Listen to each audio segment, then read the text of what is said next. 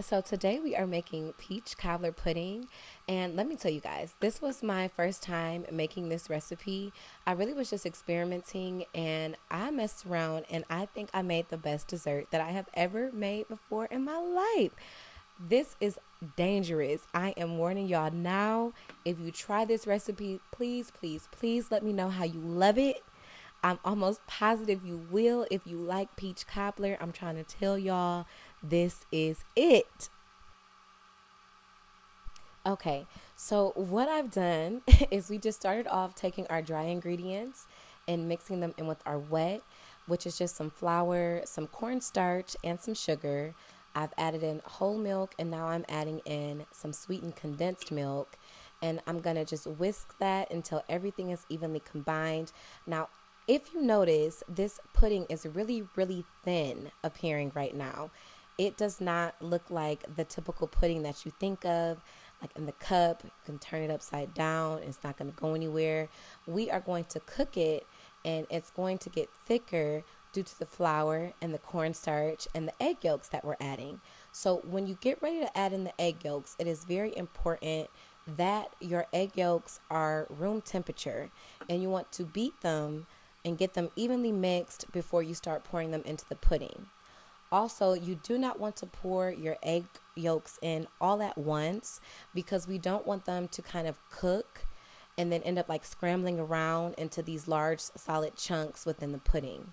So you want to add them in gradually, little by little, whisking everything until you can't see those egg yolks anymore before you decide to add in that next little serving.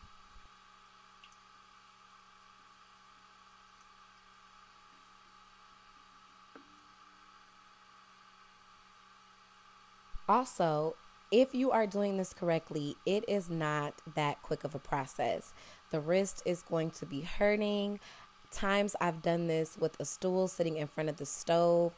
You want to whisk this on a mediumish heat, not high, because if you have the heat too high, it's going to cook too fast and start sticking to the bottom. So you've got to be really patient and just whisk it. It usually takes about 9 to 10 minutes, depending on how large of a batch you're making, but it is going to take some time before you see that pudding really start to thicken up. And you'll know when it's ready when if you're using like a rubber spatula, you'll see it start sticking to the back of the spatula, whereas before it would just kind of roll off. So that's the finished product, and what I'm going to do, you can even see that it's way thicker than what we started with. I'm putting it into my strainer just in case any clumps of flour or egg yolk that may have got hardened up and left behind. We don't want that left over in the pudding. All right, now on to the fun part. We are just peeling the skin off of our peaches.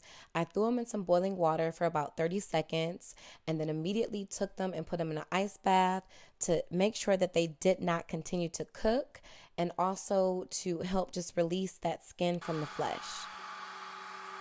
Okay, next we are going to take some cornstarch water, which will be used as a thickening agent for our sauce, and add our freshly peeled and diced peaches to it, along with some white sugar and some brown sugar and our spices, which are going to be cinnamon, nutmeg, and allspice.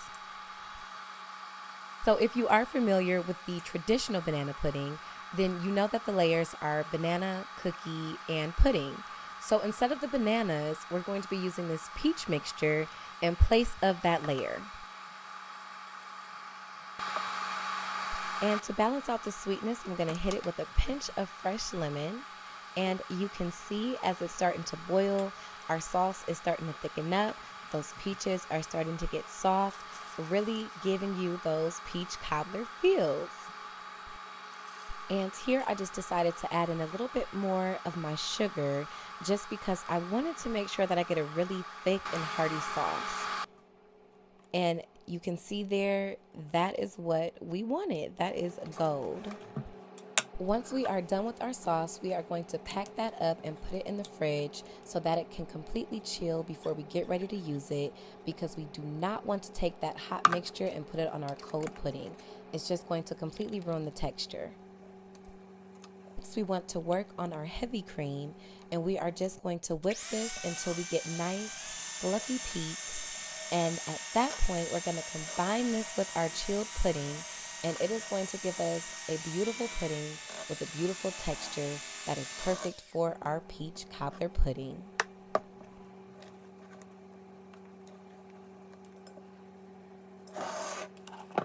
Okay, so we've got our pudding and it is nice and chilled and velvety and ready for our whipped heavy cream. We are again just going to combine the two, and you just want to fold them into each other. You don't want to whisk it or anything heavy because we don't want to ruin that light texture that we have going on. Once you've got that all evenly combined, I like to transfer my pudding into a vessel that's easy for me to distribute it when I'm ready to build my dish. So that is what I'm doing here. We've got our chilled peach mixture ready to go. We've got our mason jar ready to go, and it is time to start building our pudding. So I did make some caramel sauce off camera, and I'm just going to take that and kind of put it around the circumference of my jar, kind of just for a little bit of aesthetic, a little fancy.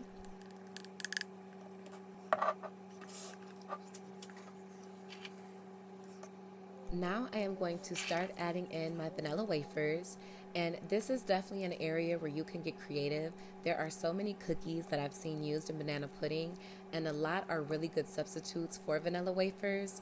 For this one, especially since I was experimenting, I wanted to keep it classic, and I'm really glad that I did because I really did like the texture and the flavor that the vanilla wafers brought. But you can also try the chessman cookies, a shortbread cookie.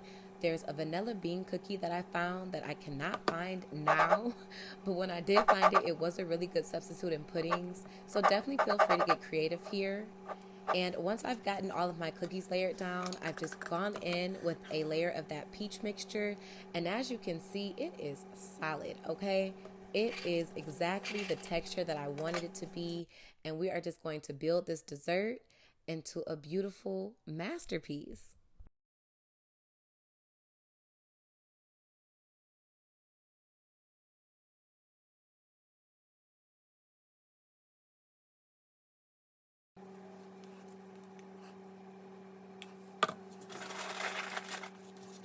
And as I get to the top of my jar, I'm just going to take some of my vanilla wafers and crumble them up and sprinkle them on top as a nice garnish.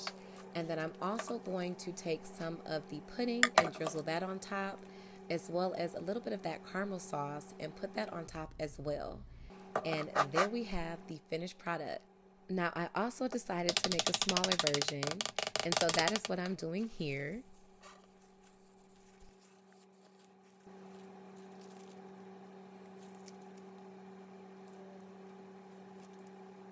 And you all may think that I am using a substantial amount of cookies, and I am, but that is because the peaches are not nearly as thick of a consistency as the bananas, and I don't want to lose the texture of the pudding even though I am losing the bananas. So the peaches with that pudding and the juice from the peach mixture, that is going to come together and just soak it up like a sponge and still give me that consistency of banana pudding that I am looking for in my peach cobbler pudding.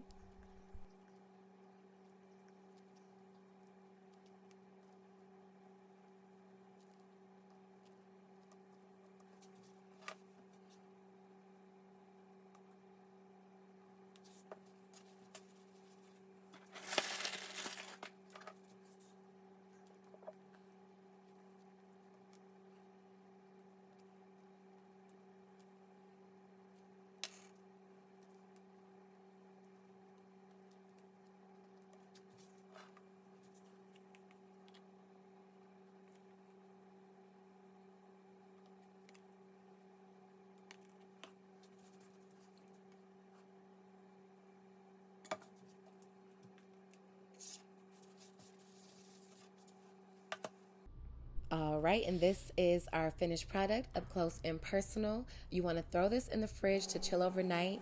And if you are like me, the first thing you are going to do the next day is check on that pudding. So delicious. I really hope you guys give this a try. If you do, please let me know. And if you'd like to see more content like this, please like, share, and subscribe, and I've got you covered. I hope you all enjoyed this video. Thank you for watching, and love and light, allies.